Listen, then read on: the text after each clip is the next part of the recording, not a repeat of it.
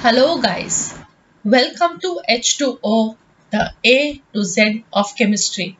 I am Dr. Ritu Johar, your educator for this course, the atomic structure. Today we will begin with lecture 10 from the course, but make sure you have watched the previous ones before viewing this one. From the last few lectures, we've been discussing quite a lot about the electromagnetic radiations, wherein we discussed about the wave nature as explained by Maxwell's electromagnetic wave theory and then its particle nature as explained by Planck's quantum theory. Now Planck, he assumed that the energy absorption or emission is not continuous but discontinuous, and energy is released or absorbed in the form of small packets called as quanta. I hope that is all clear to you and you remember that well. Now, this was an assumption made by Planck, but everything in science needs to be authenticated with proofs. The evidence for the quantization of energy of the electrons, or we can say the quantized electronic energy levels, this came with the study of the atomic spectra. So today in our lecture, we would be discussing something about the atomic spectra. But before that, let us quickly see what is a spectrum. So spectrum is an array of entities arranged in some definite order according to the magnitudes of some common physical property, for example, frequency, wavelength, energy, etc.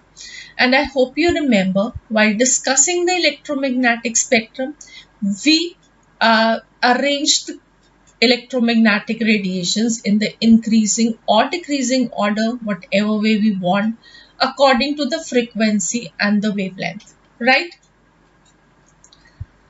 So moving further with the discussion about the spectra, the classification of spectra. Spectra is divided into two classes, the emission spectra and the absorption spectra. And emission spectra, this is further classified into continuous and discontinuous. The example of a continuous emission spectra is the rainbow, which you all see in the sky after the rain. And then there is a discontinuous spectra, which is the spectra of the various atoms. And then we have the absorption spectra. This is only discontinuous in nature. We call it as the discontinuous absorption spectra or the line spectra. Now, before I can explain you what is emission spectra, what is absorption spectra, there are a few important terms which I want you all to know. First is the study of emission or absorption spectra. This is referred to as spectroscopy. The instrument used to record a spectrum, this is called a spectrometer, and some people even call this as a spectrograph. This was developed by Bunsen and Kirchhoff in the year 1859. And the instrument, this consists of a prism for the dispersion of the incident light and a photographic plate to record the spectrum. The photograph of the spectrum, this is called a spectrograph. And then a few more things. First is the monochromatic radiation and then the polychromatic radiation. Radiation composed of one wavelength only is called as monochromatic radiation. Remember, while we were making the light fall on the metal surface in the photoelectric effect study, so that radiation was a monochromatic radiation. And then the radiation which is composed of different wavelengths, this is called as polychromatic radiation.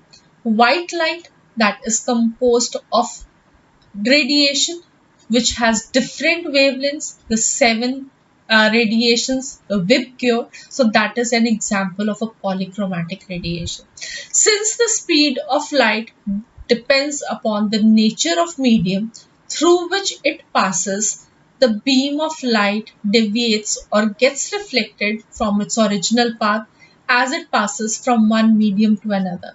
So this is a fact which you have all studied while you were studying in class 10th physics about light, and this is something that we are going to use in the study of our spectroscopy. So emission spectrum, what do we mean by the word emission?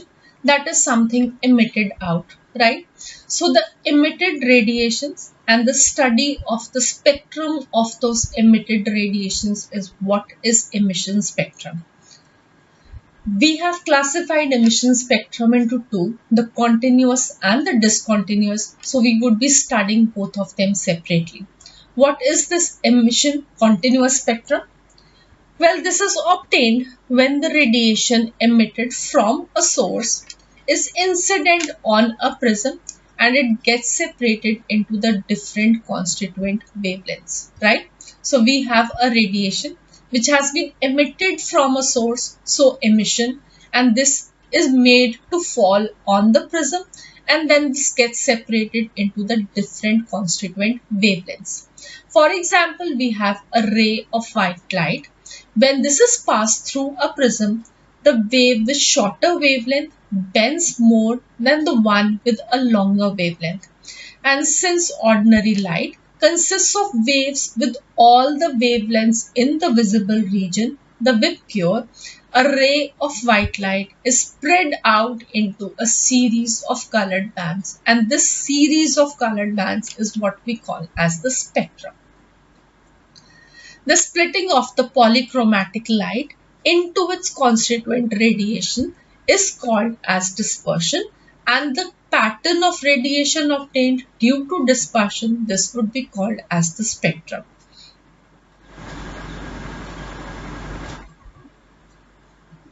So here you can see the diagram for the sunlight or the ordinary white light falling onto the glass prism, getting deviated into the 7 different radiations of different wavelength, right? So the light of the red color, this has the longest wavelength, so this is deviated the least, while the violet, this has the shortest wavelength, so this is deviated the most. And the spectrum of the white light, we can see this ranges from violet at 7.5 into 10 power 14 Hertz to red at 4 into 10 power 14 Hertz. So such a spectrum, this is called as a continuous spectrum or band spectrum because there is no gap in between the colors. The colors, they are merging into one another. Hence, it is continuous. The violet is merging into blue, blue into green, and so on. And this is how the rainbow forms in the sky also, right? So there is not like this that there is red color and then you see some gap, the dark area, then orange, and then some gap, and then the yellow area. So that is not the case. So that is why this is called as the continuous spectrum. And now this visible light, you remember this is just a small portion of the electromagnetic radiation. And we've studied that when electromagnetic radiation, this interacts with matter, atoms and molecules, they may absorb energy, reach a higher energy state, and when they reach a higher energy state, they become unstable and want to return back to the normal state, which is at a lower energy and is more stable. And while doing so, coming back to the lower energy level, they emit radiations in the various regions of the electromagnetic spectrum. And this is what we call as the emission spectrum. Okay, so we will be discussing this in a great detail while we are talking about the atomic spectra. So the discontinuous spectrum or the atomic spectra is what we are going to discuss now. So this is produced by analyzing the radiations emitted by the excited atoms and the spectrum of radiation emitted by a substance that has absorbed energy. This is called as emission spectrum. Okay. So first of all, we are going to study the radiations which have been emitted. So this is a emission spectrum, and these have been emitted by excited atoms. And what are excited atoms? Well, atoms, molecules or ions that have absorbed radiation, they are said to be excited. So when they gain energy, they become more unstable and they are called to be excited. And how can these atoms be excited? They can be excited by heating the substance very strongly, then by passing electric discharge through a gas at a very low pressure, and passing electric current through a thin metal filament. And when they are excited, then they want to come back to their original place, and by doing that they have to release energy, and that energy is what we are studying in the emission spectrum. So this is the experimental setup for studying the discontinuous emission spectrum or the atomic spectrum. Here we have taken a gas in a glass cylinder or the discharge tube, and we have placed this close to a slit followed by a prism and then the photographic plate. Right now, the gas, this has to be connected to a very high voltage battery source, and for that we have connected this to the electrodes on both sides and the gas in between. As soon as we conduct electricity or start giving a voltage difference to this circuit, the gases present inside the chamber, they will start absorbing energy. Start absorbing energy, all the atoms present in the gases, they will start getting excited.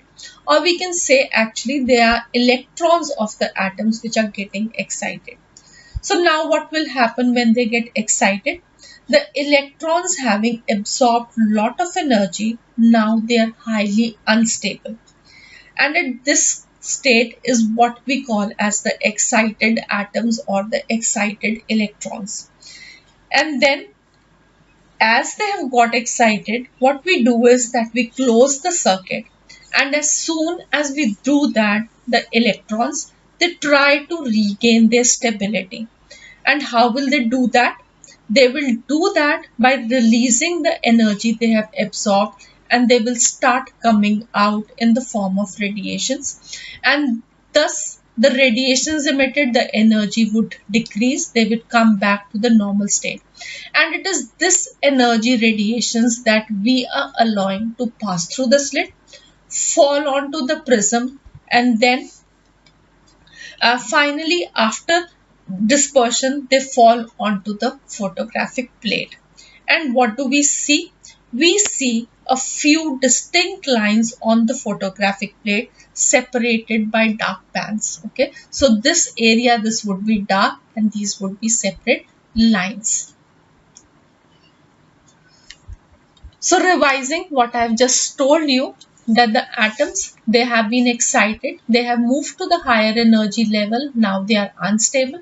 For returning to the normal state, the stable one, they are emitting radiations in the various regions of the electromagnetic spectrum. And these radiations are what we are studying by studying the spectrograph, and we see that it produces a discontinuous spectrum comprising of a series of sharp lines separated by dark bands, and this is also called as line spectrum because of these lines. Right? So I hope this is clear. What do we mean by the discontinuous emission spectrum? So how can we define the line spectra? When the radiations emitted by excited substances, they are analyzed by a spectrograph. A discontinuous spectra consisting of a series of sharp lines separated by dark bands is obtained, which we call as the line spectrum. So this I have given you so that you have all full notes. You do not miss anything how we are supposed to write in the examination where subjective questions are concerned, and also your concepts are very clear. So I have given a detailed explanation, detailed notes for each and everything. And now this each line in the spectrum, please do remember this corresponds to a particular wavelength or frequency. and thus they become characteristic lines of the atomic spectra, and they can therefore be used in the chemical analysis to identify unknown atoms. So by just looking at the line spectra, we can know that it is being emitted by which atom. Hence they are also called as fingerprint spectra. Okay, so this was given by the German chemist Robert Bunsen. And each element has a unique line emission spectrum. So the elements like rubidium, cesium, thallium, indium, gallium, scandium, they were discovered when their minerals were analyzed by spectroscopic methods. And the element helium, even, this was discovered in the sun by the electroscopic method. Some examples of the typical line spectra studied are the sodium spectrum and the hydrogen spectrum. So discussing in brief what is the sodium spectrum. You remember while we were discussing how the atoms can be excited, one of the things was heating the substance very strongly. So here we have impregnated the flame with the sodium salt, and on heating strongly what happens is that the crystal of sodium salt vaporizes, and when vaporizing this emits a bright light, and this bright light, this is allowed to pass through the slit, fall onto the prism, and then visualized, analyzed in the spectroscope. What do we find? We find that two lines are observed at two specific wavelengths. First is at 5890 Armstrong and the other is 5896 Armstrong. So this is the sodium spectrum, and this is the emission discontinuous spectrum because there has been emission of the radiation, and then this is discontinuous because there is a gap between the lines. So the line spectrum, the emission spectrum, the discontinuous. I hope all these terms now are clear to you. And this would be all for this lecture. In the next lecture, we would be discussing about the hydrogen spectrum and the absorption spectrum. If you had any difficulty, you can please mail us at h2ochemistry@gmail.com. And if you've liked the lecture, please do click on the like link and also subscribe to our course. Do click on the bell icon to get a notification as and when we put up a new lecture for you, a new course for you. So bye now, enjoy your study, have a nice time. We would meet again for lecture 11 on hydrogen spectrum from the channel H2O.